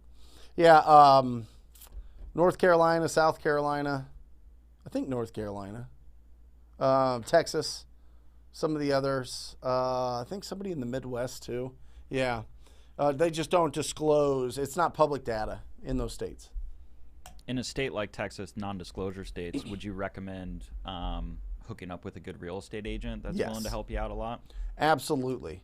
Yeah, that's the biggest thing. So if you're running into, I really don't know how to comp this, then go to Zillow, go to Redfin, and find the agent that is sponsoring that zip code. Literally just search the zip code and then start looking at it, and it'll show you the agents that work in there. Call them up and get their opinion. 6 to 8%, Daniel, depends on your market. Used to be 10 to 12, it's 6 to 8. Yeah, 6 to 8%. Daniel asked, what is a good contact rate percentage for cold calling? So you make 100 calls, what's the percentage that you're going to talk to the actual homeowner they're going to pick up when you're calling? 6 to 8% is where you want to be looking at. Now, That is all determined by using good data. You got to get batch skip tracing. You got to go through batch skip tracing. I'm telling you, if you want significantly higher, 30 to 40% better data, batch skip tracing. Guys, you probably, if you have fallen into the vortex, which is batches like ads with me screaming at you and ringing the bell, it's because I literally, the biggest error that I see with people that are being proactive is trying to skimp on their data, like just trying to get, like somebody says, oh, I could get you 10,000 for whatever, $20. It's going to be bad data. You're talking phone numbers, right? Phone numbers. I'm talking getting the phone numbers. Batch skip tracing is where you want to go. You need quality here is absolutely critical, because if you've ever experienced an hour, 2 hours, 3 hours, especially your first ever in your entire life calling for 1 to 2 to 3 hours, and you're not talking to anybody because the data is bad, you get frustrated, you get sad, and then you stop being proactive, and I don't want that. So are you saying, Brent, so people could have a good list, like a driving for dollars list, but if they get cheap phone numbers, right, then nothing. Yeah. You get nothing. Doesn't move the needle at all. Because you're not talking, if you can't talk to the right people, you're not going to make an impact. All right? Yep. Little Rock. Wow. Justin and Jared just closed on 20K assignment fee yesterday. Come on, Garrett. Come on, Justin. $20,000. I remember the first time that I had $20,000 wired into my account, and I was like, oh my gosh, 20,000. That's incredible. I bet I could do 40. I bet I could do 50, right? You start your mindset starts getting bigger and bigger and expanding and expanding and expanding. First you're like 5,000, 5,000, 5,000, 10,000, 12, 20. 20 is like one of those mile markers. So absolutely. Congratulations. Now, turn that 20 into a 50. Jared. I mean, stop fooling around. Stop screwing around. No, that's excellent. But yeah, I do want a 50K. I want a massive deal out of you. That really breaks your brain. That really like, whoa, what is the potential of this business, right? So congratulations. That's incredible. Brandon TV, is it harder trying to wholesale when a house has an HOA or COA? Yes. Yes and no. There's a couple different things. Number one thing you got to find out is how much is the transfer fee, because that you're going to want to know those numbers. Typically, HOAs pad their budgets every year with transfer fees. So if you sell it, you got to pay them to do the paperwork that transfers from the old owner to the new owner, right? And so that could be $250. It could be $100. It could be $5,000. It depends on where you're at. Retirement communities typically have big assessments, big time assessments. So make sure that you're looking into that with retirement homes. But HOAs, the interesting thing about HOAs is you have, typically the properties are in better shape because they have to be, or the HOA will slap them with a lien and they can actually foreclose on properties, which is kind of bananas. But in the in the way that those properties are titled and deeded, the HOA has the power to be able to foreclose if you're not paying your HOA fees. And some people just don't, and it gets real sticky. And the HOA, you got to get what the payoff statement is for what is owed, because they love to drop on attorney fees and late fees and notice fees and fees and whatever else, like all sorts of different fees. They just, it's crazy how much HOAs will tack on if people don't pay those. So make sure that you get the payoff on that, and make sure you understand what the transfer fees and if there's any assessment fees from the HOA. So where would people get that, going into would they just call the HOA? You can call the HOA, or you can have the title company just do their job. Yeah, have the title company pull it up and reach out to them and find out. you could talk to the homeowner and just say, hey, what was the last letter that you received from your HOA? And then you could review that and take a look. Typically, they have something like that. Yeah. Also, you mentioned retirement communities. How does that work if there's like an age restriction where the homeowner has to be like 55 and older? Does a potential flipper have to be 55 and older if they're going to own the property for a certain amount of time? No, I haven't heard of that. When it's whoever's living there, right? So I could buy a retirement house for my parents. They could live there because they're over 55, but I can still own it. But I can't just go hang out in the retirement, you know? Well, there's a certain amount. I think they let like not yet. 8%. Yeah, not yet. Yeah, we're creeping. But yeah, no, with retirement and with retirement communities, they almost always have big time assessment fees of $3,500 to $5,500, and it goes into the pot because they have a lot of services and a lot of things that they take care of, whether it's the community center, tennis courts, pools, all that type of thing. So they really love it when people sell their property because they get paid. Does Tom Kroll live in a retirement community? Does he just have a lot of old friends? Tom Kroll built a retirement community. He actually doesn't, but Port St. Lucie is notorious for very nice retirement communities that surround Tom's gated community. But for the most part, from what I've seen, there's a lot of kids in there. So, Andy. No, Batch sometimes gives me up to 7 numbers. Should I call them all? 88% of the time it's the first number. 10% of the time it's the second number. So those other 5 numbers, you only have a 2% chance that it's going to be the accurate phone number. So we usually only call the first 2, maybe 3, depending, but usually the first 2. So don't waste your time just, going through all that, because what happens is, those other numbers are either disconnected or they're fax machines, which is crazy, or they are the tenants, or it's the old owners, or whatever else. So it just clogs it up a little bit more if you call all 7. Yeah. Phoenix is 6. Maurice, we'll see. We'll see how it goes. That would be fantastic. I think that if we could get a couple more games back in Phoenix after these first 2, that would be fantastic. But, I wouldn't mind if they swept them. But, let's not get crazy. Everybody gets crazy. Why would you say that? I don't know. Because that'd be quickest path to victory, I guess. All right, Cameron. There he is. There's that name. That was the number 2 choice. There was votes in. The top vote was Brent, but second top vote was Cameron. So I could have been TTB Live with Cameron Daniels, but Brent went out. So like the name Cameron, always have. What do I do if a buyer pulled out of a deal and is putting up a fight about the non-refundable earnest money and is now ignoring us about it? It's up to the title company. So just talk to the title company and say, how do I get this non-refundable earnest?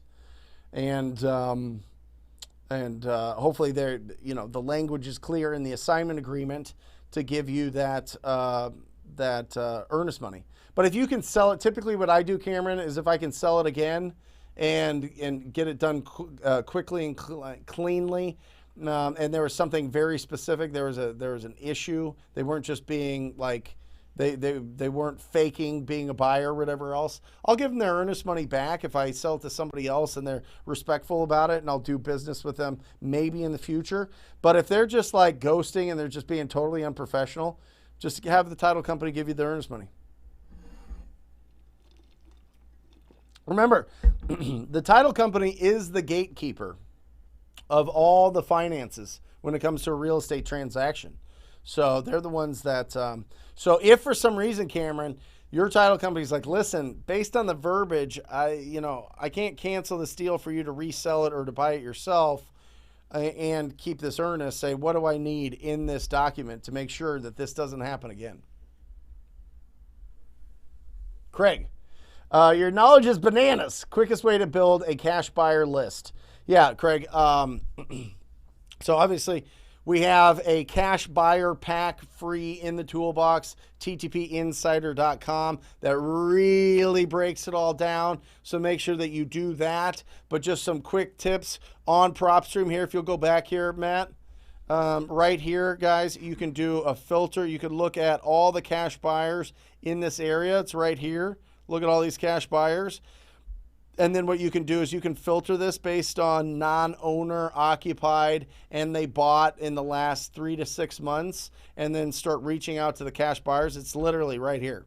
I mean, it's right there for you, brother. Beyond that, I highly suggest that you pull, when you go into whatever area you're locking up a deal, I would go into putting the zip code into Redfin or Zillow and looking for all of the properties that are completely renovated and staged and they look like flips. They are flips, and reaching out to those real estate agents and seeing if they want to buy it, or their clients want to buy it.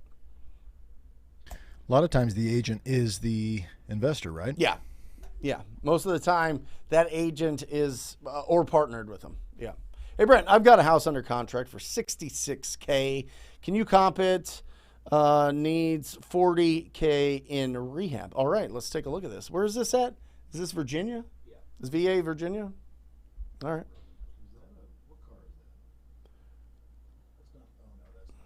That's not the Lamborghini Countach. The greatest Lamborghini that's ever graced this planet. Ever been. Street. 28060 Ridgefield, not Bridgefield. There it is. Okay, let's take a look here. If you'll pull it up. Okay, great. Details here. All right, interesting. So it's a 2-bed, 1-bath, 963 square feet, built in 1929. Fantastic. It's vacant, non-owner occupied. So let's take a look at this. It looks like it's pretty interesting. Looks like we've got, commercial behind you, which, the trees probably block out a lot of the view of that. So it's probably not too big of a deal. It's definitely just, kind of a side street. Look at this. I'm telling you, this show, now we're getting it. When we were first doing the comps and everybody's sending me all these beautiful houses and they're like, can you comp this? Now we're doing it. Now you guys are picking up. This is what I'm talking about. I love this. Look at this thing. Look at this thing. Doesn't have a front door. It's got a plywood. Okay, so this is vacant, obviously. Fantastic. But it could be very, very charming. I'm just interested here to kind of get a vibe of this city. Of this neighborhood, and kind of see what's going on. It looks like some of it's pretty clean. I like the nice tall trees. You've got some good properties over here. You've got some nice properties. So let's take a look. Well, yeah. Anyway, here we go. Let's look at the lien details. Okay, he's got a weed abatement. Interesting. So the city's pissed off about his the weeds in his front yard. Look at this. You got some good. Oh, sorry. I pulled my mouse in the wrong spot. All right, I'm going to go neighbors first. Okay, just see what's going on, see what's happening here. No. Those are all commercial. Single family. Last one that sold in this area was $22,500, which is kind of bananas because that was a year and a half ago since somebody sold over here. So either people are holding on to these properties for a really long time or things just aren't selling. So we're going to have to go to the traditional comps. I like this number 1 popping up right here, 2, 8, and 4. That's fantastic. It's sitting right there. So we take a look at this. Number 1 comp went for $75,000. I wish we had a view of it. It's a 2-1, similar size, huge lot. So I assume that this is probably a flip property. You've got some other ones here. Number 2 here, which is close, right down the street from it, at 149. This is great. This one will work. Look at this, 1930, 1929. 2121, 963, 910. Let's look at this 150 here. Oh, look at you. Look, this is what this house could look like. This is basically that house, but just renovated. Look at this. Oh, beautiful. Beautiful. Beautiful. Look at this. Look at that. Great. Now, is that... I feel like that might be fake stone, but it could be real. I feel like that's just like a laminate. That's a laminate for sure. Okay, good. So 150. Now you guys will see here, this comp right here, the 160 comp, which looks like the highest around, is actually a 3.2. So I can't push value. So this is a really good comp at 150. No inside pictures, but there's that one with no pictures on your left there, Brent. Which one? This? On the screen. Yeah, look to your... Oh, that's... Okay, pull that up. That's the one that sold for 75? Yeah. Okay. So this is the one that sold for 75. The only picture there is. Matt pulled it up. We don't have any interior, but this one is not, vacant and, has a plywood for a front door. So it's probably livable in decent shape at 75. So what was the details? Can you pull up our man's No comment. comment?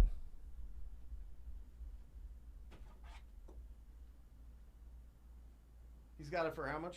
So we've got 150. 150,000 ARV. We've got somebody is going to want to make 20,000 at least for the flip, or have 20,000 in equity. So this is investor ROI. Well, not really ROI, but just investor profit. Profit here. We've got. Give me 6% off the top mics. That would be 49,000. 9,000. Look at me. I'm telling you, I've been doing math at home. So 29 minus 150 is 121, right? What do you want me to do? You guys, You're good. am I right? It's kind of hard to write and do the. All right, 121, and then you said it needs 40. Which I think that's reasonable. That house looks like it needs it. So you're at 81 is your wholesale price, and you got to be under that.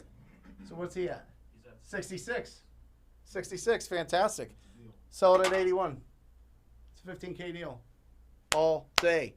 The only thing you might have to, people might get a little wiggly. I can't see from here, so you're going to have to go and investigate, or I'm sure you've already got the pictures and everything, but how big of a deal is that commercial behind? It looks like it's a storage for what are those things? Shipping trailers, And so if it's super loud or obnoxious or whatever else, but typically in that price point, if you got a beautiful house at 150,000, people are cool. It might be somebody that works there. You know what I mean? That'd be ideal for them. So optimism, baby. Rodney says, Brent, perhaps this is a sign of laziness on my part. Wouldn't I save time and energy cold calling a list of vacants than go out driving for dollars? What's the difference? Yeah, Rodney, no, I love it. Here's the difference. The difference is anybody has that list. Everybody has that list, right? Everybody has the vacant house list. Driving for dollars, it's a custom list to you. Nobody has that exact list that you do. So there's just, there's some uniqueness to it that really helps you out. Helps you get those really great deals. And remember, the vacant house list is just based off of the United States Postal Service saying that this property is vacant or don't send mail there. It's not perfect, okay? I'm telling you, there's a lot of properties that are not vacant that show up on that list just because the landlords or the tenants don't get mail there or something going on there. So, yeah, you test it. Rodney, test it, brother. And I don't think that's laziness. Listen, just switch that word out with efficiency. Efficient, right? Yeah. I think it's just efficient. But, it just depends. So I would test it out. See what the vibe is. What's the conversation like with your driving for dollars versus your vacant list? Got Come on. Equitable Cash Homes. Got a deal. Closing today. $16,000. Yeah! That's great. Sorry if screaming in your ears and earbuds. I'll keep it real nice and smooth now.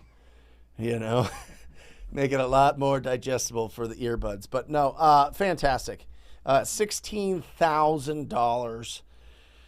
Man, I'm telling you, it's a nice payday. Just remember, keep that money. Whatever got you that deal, keep going that way. Hopefully you went out there and you earned it, and you got to keep a lot of your money, and you don't have to spend a tremendous amount on marketing. See, the funny thing that I see time and time again is you make 16, you make 20, you make 42, you make 12, whatever, and then you go. It's almost like you're like, oh, this is just house money. Like you're playing blackjack or something, you know, and you win. You're like, oh, well, of course I could double down. I could do whatever else.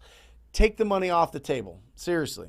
Take the money off the table. This money is for you. This money goes to paying down consumer debt. This money goes down to, you know, maybe if you don't have some of the tools that you want, you don't have a dialer, you don't have PropStream, you don't have Deal Machine, you don't have those things, you get those tools that'll take you to the next level. But for the most part, you should be keeping most of that money.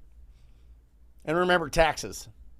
I mean, you know, that's the rent we pay to live in this country is taxes. So $16,000. Make sure that you keep that. All right, and don't go with that. Well, it's $16,000. I'm going to throw it. I'm going to invest into my business.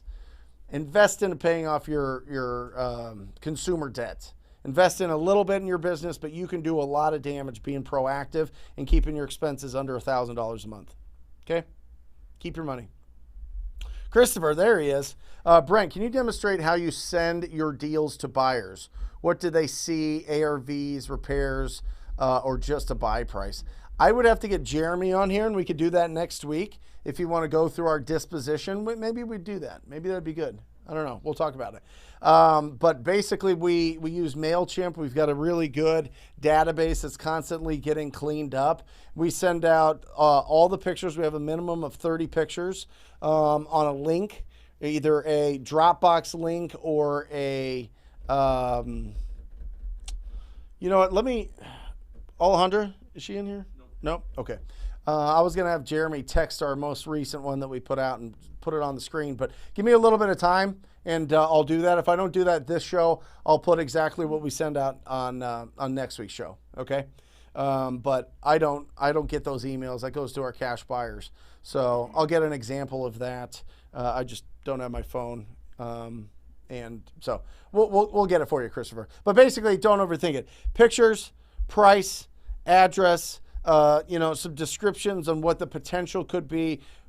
Great for an Airbnb, great rental property, incredible flip property in a hot area, zip codes, right? So typically the headline is going to be something about off market in a specific area so that it grabs people's attention to open up that email. He could get on some other wholesalers lists and see what they're saying. Yeah, you could get on some wholesalers lists. You could go and see what Keegley puts out, you know, get on Keegley's lists. But I'll show you mine as well. I want to get you that. I'll get you that. That's good. Good question. That's what we need. The things that we don't have so we can really make this show, you know, perfection. Anyway. Hector, progress, not perfection, right? Anyway, can partnering up with real estate agents be beneficial even in states that aren't? Absolutely. Hector, all we do all day is talk to real estate agents. I am telling you. Now, listen, in our market, truly, we don't get a tremendous amount of referrals from real estate agents for deals. My disposition manager, Billy Bell, who put together a whole disposition course for my coaching students in the TTP coaching program, has done. It's a phenomenal course, by the way. But it's all of his deals that he has now, He's no longer my disposition agent because he makes so much money from real estate agents sending him deals in different markets. You could build up a huge amount of referrals from that, but more we use real estate agents more with our cash buyers. Our cash buyers are typically some of the best deals that we sell. They have a real estate agent representing them. So we've just built relationships with real estate agents that work with investors and knock it out of the park with them. So yeah, 100%. Don't be intimidated. The only difference between you and a real estate agent is they sat literally for 90 hours in a course, took 2 tests, and that's it. That's it. Now, some of them build a career and they've been doing it forever and they have more experience, but for the most part, we're all in real estate. Like, you need to squat up. They're part of your team.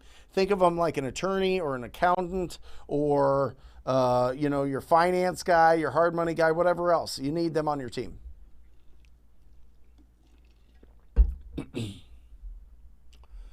Anthony asks, if I'm asked, who do you work for or what company are you with, what do I say?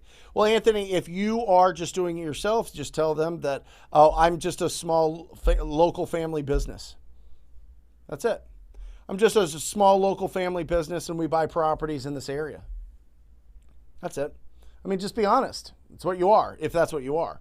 I mean, as you start building momentum and steam and experience, you could say, we've done this amount of deals, we've done that. Here's the title and escrow officer you could talk to that will confirm that we close on the transactions that we commit to. But if you don't have any of that, I'm a small local family business that buys real estate. I'd love to work with you. Yeah, it's good. Trust me, it works. REI Perks on the drums. After you have a contract signed by the seller, which contract should we use between you and the cash buyer? That would be the assignment agreement. If you want a copy of that, TTB Insider, right? We've got it in there? Yeah. TTBinsider.com. You can get a copy of that there. But it's the assignment agreement. And what I highly suggest is you take our assignment agreement, you take it to your local real estate, wholesaling friendly, real estate investor friendly title company, and say, hey, listen, this is my assignment. Does this work for you? What would you add or subtract to this? Yeah, assignment agreement. Oh, come on. A Cortez 915. Got my first deal a couple weeks ago. Thanks for the energy. Congratulations. Now, if you got a deal, get it sold, right? We don't get paid till we get it sold. So make sure, hopefully, when you say you got a deal, you already got it sold and it's done. Congratulations. That's awesome. Love it. Where's this cover? Where's Alejandra? In the office. Oh, okay. Yeah, she quit for the day. She's out. Well, she leaves for El Salvador tomorrow. Yeah. Going back to the homeland. Which would you recommend if I could only get one? PropStream versus Deal Machine. Which one will I get more for my money? PropStream, for sure. The interesting thing, and we're going to talk about this with Deal Machine. Deal Machine's doing an interesting thing, and actually this goes back to was it John, that asked about Dispo. Deal Machine, everybody that has it, man, they're putting some work in. They're making it so that any of the properties that you lock up through Deal Machine, you can build a single property website for disposition. So literally, you don't do it. You put in some details here and there, and that's what you send out to everybody. And it's like a website that links to it and has everything. It's incredible. So you send that link, text or email or whatever else. That's really powerful. But PropStream just, PropStream is double, right? So Deal Machine, if you use the TTP discount code, is going to be $50. PropStream is going to be $97. So a lot of people start with Deal Machine just to get going with their driving for dollars and get some deals under, and then they'll get PropStream. But if I had to choose just one, I would go with PropStream. Yeah. PropStream just has a ton more, and they do a phenomenal job of updating all their data and putting new features in. So there you go. Robert, would you recommend outsourcing cold calling through call motivated sellers or some other source if you're new to wholesaling but not new to real estate? Robert, that would depend. I highly suggest before anybody hires anybody that you talk to 1,000 property owners yourself to understand which lists are the best in your area. But if you have the budget and you just don't want to mess with it, call motivated sellers is the best of the best. Yeah. Call motivated sellers. Make sure you put the TTP in there so they know where you're coming from, and they'll put you to the front of the line.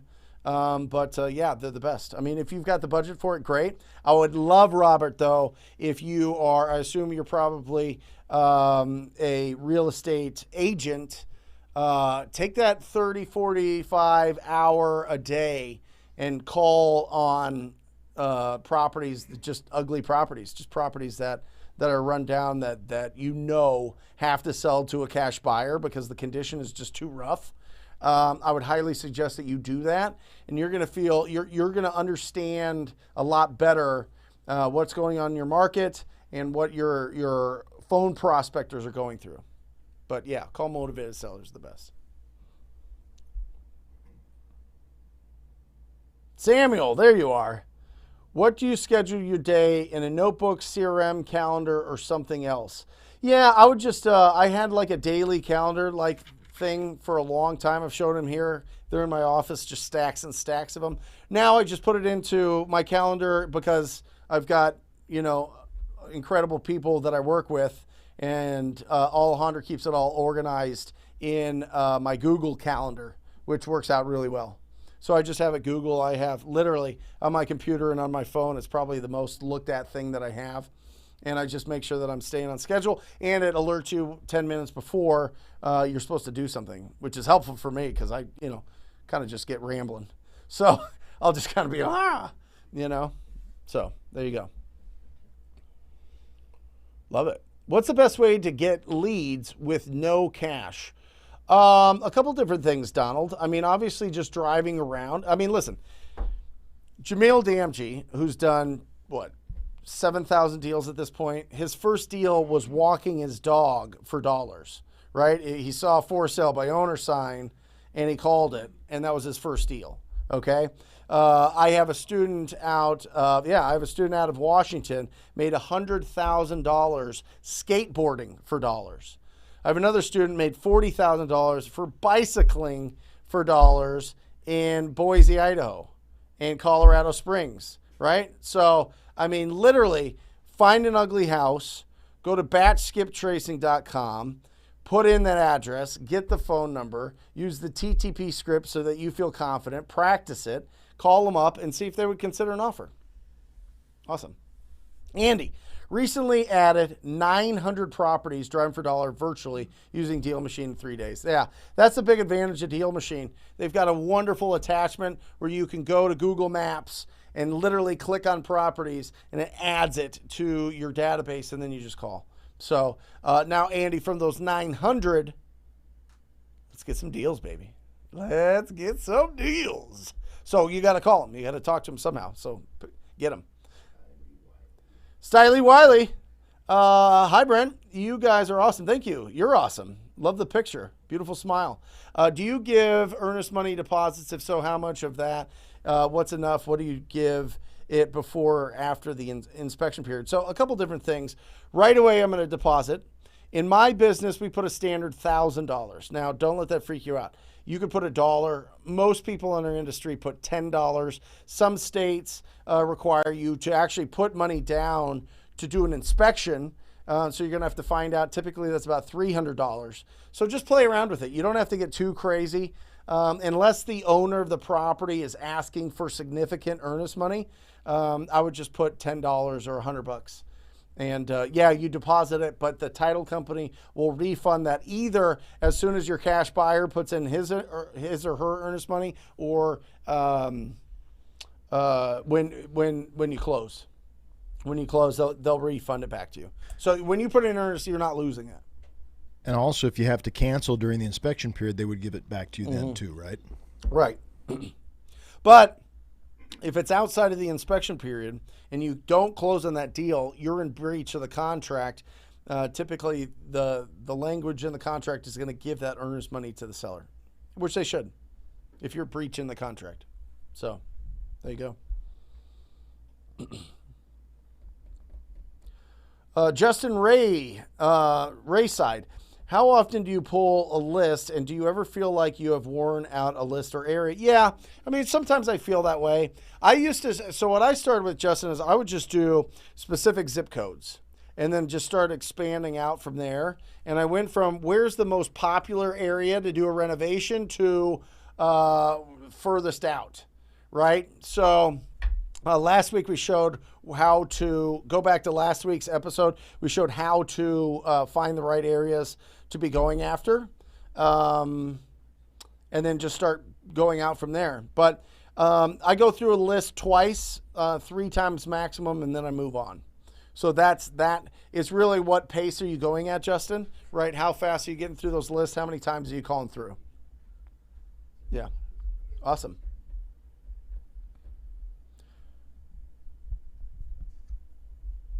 What's going on back there? It's a bunch of grab ass. Brent, do you have experience wholesaling commercial real estate? A couple, not a tremendous amount. What I have found, and it's really interesting because I've been looking into this, P. Tomlinson, what you'll find is, and it's so crazy because like every industry cold calls, every industry prospects, every industry besides real estate. And it's like, oh, well, we'll just do marketing. But most commercial agents have a list of property owners that own commercial property, and they talk to them 2-3 times a year. Hey, do you want to sell? Hey, do you need to lease it? Hey, do you want to sell? Hey, what are you looking to buy? That type of thing. And they literally just call. They have their staff calling all the time, getting those opportunities. And sometimes they'll get it off market and buy them.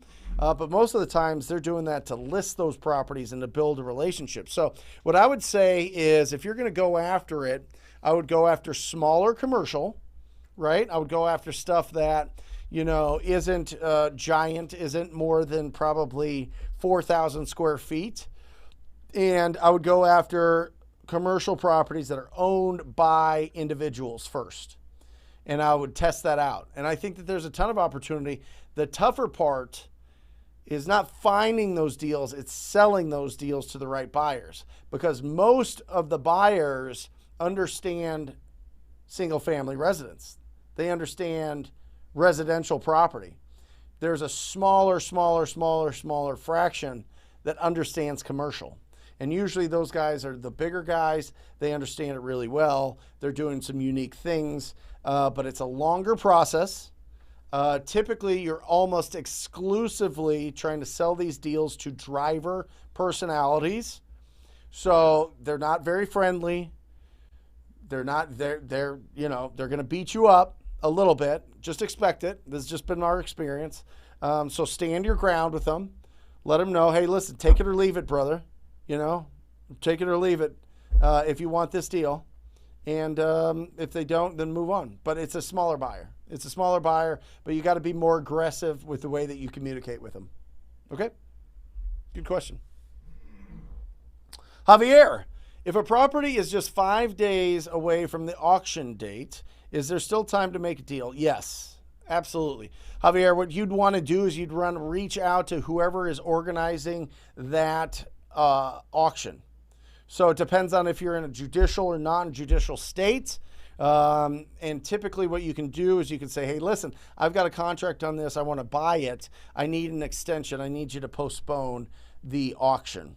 And most of the time they do. I mean, they do a really good job in states that are, the auctions are done by a trustee.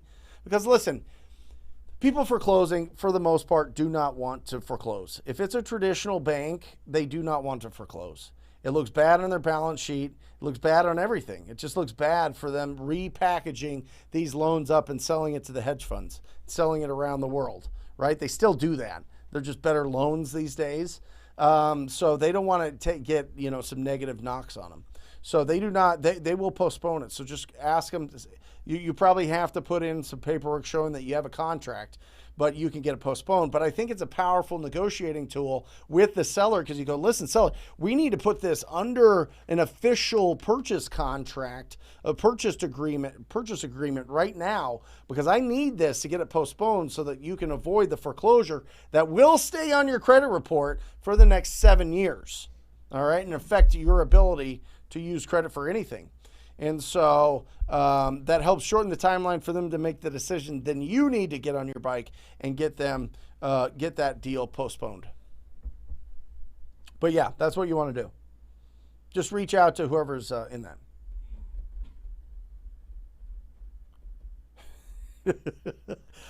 Yeah, I'm the laziest person. You are not, Ben. You just got a lot of things going on in that beautiful brain of yours. Can you make a YouTube video of you screaming, get on the phones for an hour that I could play in a loop? Of course. I mean, I would be thrilled to. We could do different backgrounds. We could do different. Yeah, people would love it. No, it would just be me screaming. It would just loop it for an hour with different backgrounds, and maybe like turn me into a dinosaur or something, or turn me into like a building, yeah, popping up from place. We got to listen, Ben. Listen to me. I've got like some serious equipment in here and a green screen. So, listen, ask and you shall receive, brother. Be careful, because you're gonna have nightmares of me screaming at you in different ways, in different things. Yeah. We'll add that to the list. Yeah, that's it, guys. Just a quick little housekeeping at the end of this. We have an incredible show next week. Maybe we'll do the buyers. Maybe we're playing around with a couple other things. So make sure that you join us on Wednesday. We had a good amount of people on a Thursday. Almost 300. Thursday, maybe Thursday's the right day. I don't know. We'll talk about it. But anyway, next week will be Wednesday. The following week, I will be in Hawaii celebrating my wife's birthday. So we will not have a show, but we'll have one the following week. But next week, make sure that you tune in. It'll be an absolutely action-packed show. We're going to have some special guests and some really strong instructions. So make sure that you join us. Everybody come on up. Join us. There she is. Everybody give Alejandra a have fun in El Salvador comment as she comes on here. She's going to be gone for a couple weeks, going back to El Salvador. And we got Mike Mahoney, we've got Jesse Pearson, we've got Matt Hill, we've got Daniel Walker. We are all here for you. We all love you. You guys can do this. Listen, you cannot fail. I am telling you, you cannot fail at this. There's a lot of things in life that we don't have the physical or mental capabilities to like achieve that goal. But this, real estate, anybody can do it. You can do it. You cannot fail if you stay long enough. All bad fortune is destroyed by endurance. I love you guys. Till next week. See you later.